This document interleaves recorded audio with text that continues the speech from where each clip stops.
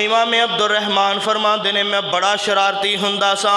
जदों साडे में घर मेहमान आए, मेरी अम्मी ने बड़ी मेहनत करके खाना बनाया, बड़ी मेहनत करके कुछ ना कुछ पकाया, मेहमाना दे अगे रखिया।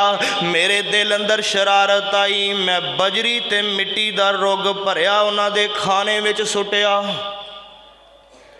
मेहमाना ने गुस्सा चढ़िया, मेहमाना ना मैनू बाहों फड़िया, मेरी माँ नू कहन लगे, आंदे ने अब्दुल रहमान ने साडा खाना खराब कर छड़िया है, ओदे अंदर मिट्टी रेत ते बजरी सुट छड़ी है, मावां होवन ते एवें दियां होवन।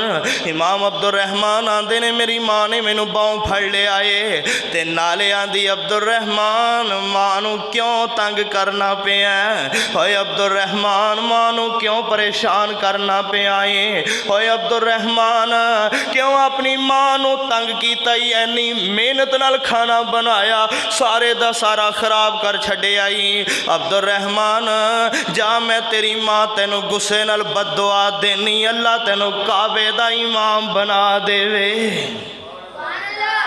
एवें दियां दुआवां अज देन लगियां, खरे इन्हां नू की हुंदा है? ओ जिथे जो बददुआ देनी उथे दुआ दे लिया कर, पर अज दुआ देनी औखी बड़ी लगदी है। ओ मेरी ये भैना, ओ मेरे वीरा, औलाद दा मुस्तकबिल चाहना है तो दुआवां करया कर, बददुआवां ना करया कर।